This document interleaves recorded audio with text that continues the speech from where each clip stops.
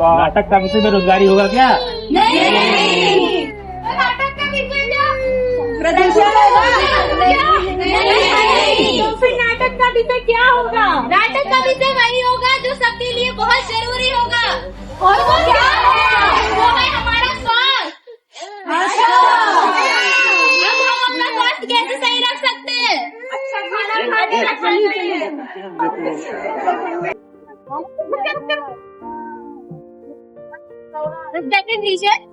और यहाँ किधर है?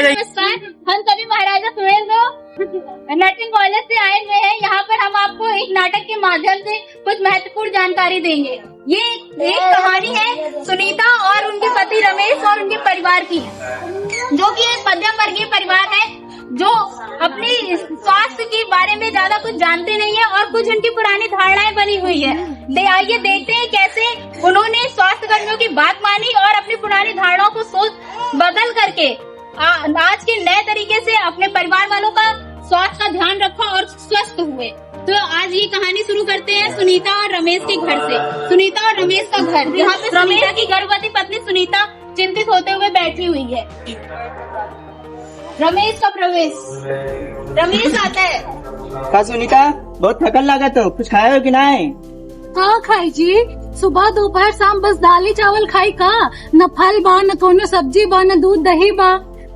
सुनीता की इतनी बात सुनते ही उसकी सांस आ जाती है। अच्छा इनको देखो, इनको दूध दही चाहिए। हमने तो बच्चे जैसे पैदा ही नहीं किए। इतना खाओगी तो बच्चा मोटा हो जाएगा और डिलीवरी में दिक्कत होगी। सिर्फ दाल रोटी खाओ।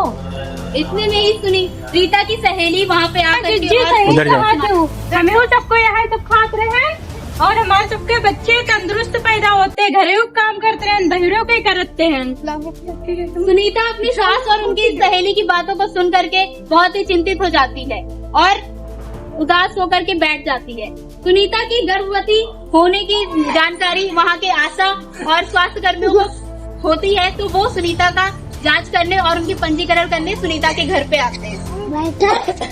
नमस्ते अम्मा। नमस्ते। तो हम आशा है, हम आपकी बहू का पंजीकरण करने आए हैं। तो बताइए आपकी बहू की तबीयत कैसी है? उन्हीं से जाके पूछ लो।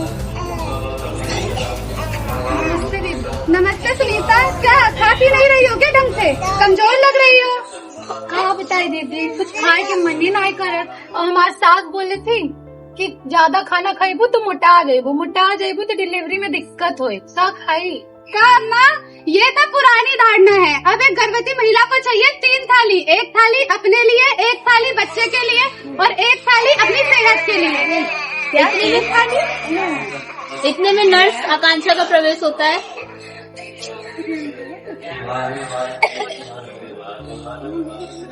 क्या नहीं माँ जी, ये सब पुरानी बातें हैं। गर्भवती महिलाओं को चाहिए एक पोषण युक्त आहार जिसमें आयरन, कैल्शियम, विटामिन। आप दूध, दही, सब्जियां, हरी पत्तेदार सब्जियां, छाछ, घी, ये सारी चीजें गर्भवती महिलाओं को लेनी चाहिए, जिससे उनके खून की कमी को रोकता है। लेकिन दीदी हम लोग तो गरीब हैं, हम लोग कहाँ से खाना लेके आए? अरे रमेश भैया, गरीबी की बात ही नहीं है। सरकार इतनी सारी योजनाएं बनाई हुई है, जैसे कि जननी सुरक्षा योजना, टेक होम राशन जैसी चीजें। अब आप जननी सुरक्षा योजना के तहत अपने नजदीकी स्वास्थ्य केंद्र में जाकर अपना मुफ्त का इलाज करा सकते हैं, जिसमें गर्भवती महिलाओं को आयरन, कैल्शियम जैसी जो दवाइयाँ हैं वो एकदम मुफ्त में दी जाती है। अब अपनी बहू का ध्यान रखेंगे और जो बताया है हम वो करेंगे। करेंगे गर्भवती महिला की सही देखभाल। खत्म होता है। हम लोगों ने यहाँ देखा कि कैसे एक गर्भवती महिला की देखभाल करनी चाहिए। आप लोगों को समझ में आया कि जननी सुरक्षा योजना, और अगर महिला गर्भवती है तो उसको प्रॉपर खाने का, उसके सही तरीके के खाने का हमें पूरा ध्यान रखना चाहिए। अब कहानी को आगे बढ़ाते हैं। कुछ समय बाद उसका गर्भ का समय पूरा होता है सुनीता का, और सुनीता की सास और सुनीता के पति ने सुनीता का बहुत अच्छे से ध्यान रखा, उसको पौष्टिक आहार खिलाया और उसकी समय समय पर जांच कराते रहे। आज सुनीता ने एक स्वस्थ और सुंदर बच्चे को जन्म दिया है। जो है उसको ये दिक्कत आ रही है कि उसका बच्चा दूध नहीं पी रहा है। अब हम ये जानेंगे कि कैसे एक स्तनपान कराने वाली महिला को क्या खाना चाहिए और क्या नहीं खाना चाहिए। आइए सीन में आगे देखते हैं। सुनीता अपने घर में अपने बच्चे को लेकर के बैठी हुई है। वो बहुत ही उदास है और उसका बच्चा रो रहा है। माँ जी, माँ जी, मेरा बच्चा बहुत रो रहा है, क्या मैं इसे दूध पिलाऊं? अरे नहीं नहीं, क्यों? शुरुआत का जो 3 दिन होता है उसमें पीला गाढ़ा गंदा दूध निकलता है, जो बच्चा पी के अपनी तबीयत खराब कर लेगा। तो वो दूध मत पिलाना बच्चे को। मेरा बच्चा तो रो रहा है ना। अम्मा सही कहा था। सुनीता अपनी सास और अपने पति की बात सुन करके बहुत ही बगल में खड़ी हुई। माँ का दूध होता है वो बहुत ज्यादा जरूरी होता है बच्चे के लिए। उसमें प्रोटीन, विटामिन और रोग से लड़ने के लिए क्षमता होती है। और हाँ अम्मा जी, बच्चे को 6 महीने तक सिर्फ माँ का ही दूध देना है, और कुछ भी जैसे कि गाय का दूध, भैंस का दूध या फिर शहद दे देते हैं वो नहीं देना है। ठीक है। दीदी ऐसा कुछ नहीं है, ये पुरानी बातें हैं। यही तो बता रहे हैं कि 6 महीने तक बच्चों को सिर्फ माँ का दूध ही देना है। क्या हो गया है तुमको?